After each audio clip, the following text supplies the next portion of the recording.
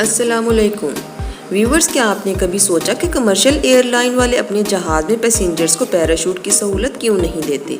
किसी एक्सीडेंट की सूरत में जहाज़ में मौजूद तमाम पैसेंजर्स पैराशूट के ज़रिए अपनी जान बचा सकते हैं। आज की वीडियो बहुत इन्फॉर्मेटिव है, अंत तक ज़रूर देखें। हम में से अक्सर लोगों ने प्लेन का सफ़र तो किया होता है।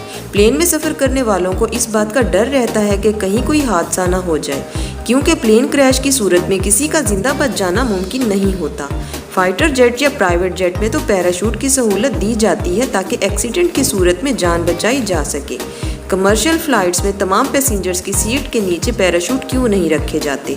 आज की इस वीडियो में हम आपको कमर्शियल प्लेन में पैसेंजर्स को पैराशूट ना प्रोवाइड करने की 7 मेजर रीजंस बताने जा रहे हैं। नंबर 1, पैराशूट साइज में काफ़ी बड़ा होने की वजह से काफ़ी वजनी होते हैं और सीट के नीचे फिट नहीं आ सकते, इसलिए प्लेन में काफ़ी ज़्यादा स्पेस चाहिए।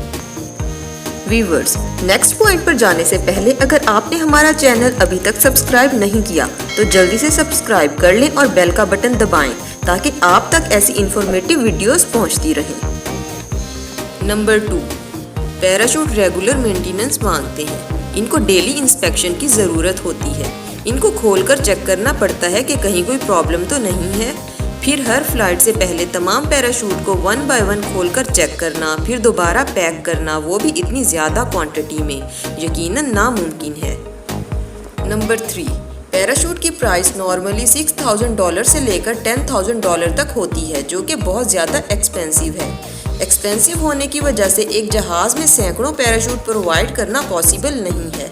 इससे फ़्लाइट कॉस्ट बहुत ज़्यादा बढ़ जाती है और कोई पैसेंजर इतनी ज़्यादा कॉस्ट अफोर्ड नहीं कर पाएगा।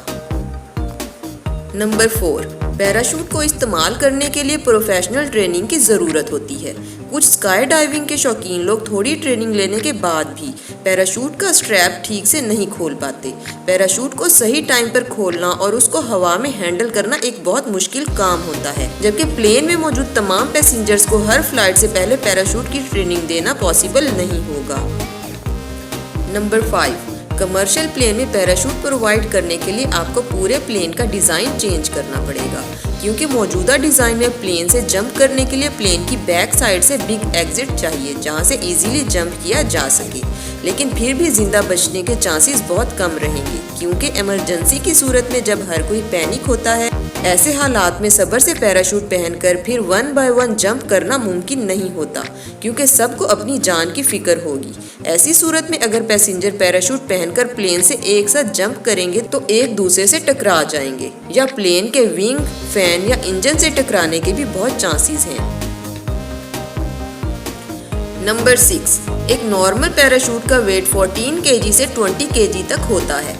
प्लेन में अगर 200 पैराशूट सीट के नीचे रख दिए जाएं तो इससे जहाज़ पर बर्डन बढ़ जाएगा, जिससे जहाज़ ज़्यादा फ्यूल कंज्यूम करेगा और एट द एंड पैसेंजर्स को ज़्यादा कॉस्ट बर्दाश्त करना पड़ेगी।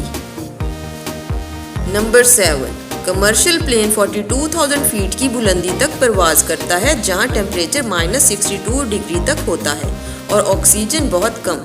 एक्सीडेंट की सूरत में इतनी बुलंदी से जंप करने के लिए पैराशूट के अलावा ऑक्सीजन सिलेंडर, गॉगल्स, हेलमेट और स्पेशल सूट की भी ज़रूरत होगी, जो एरोप्लेन में कैरी करना वो भी बल्क क्वांटिटी में पॉसिबल नहीं होगा।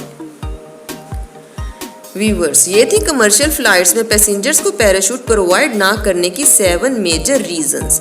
वैसे भी अगर हम रोड एक्सीडेंट्स को एयर एक्सीडेंट से कंपेयर करें तो रोड एक्सीडेंट में मरने वालों की तादाद ज़्यादा होती है।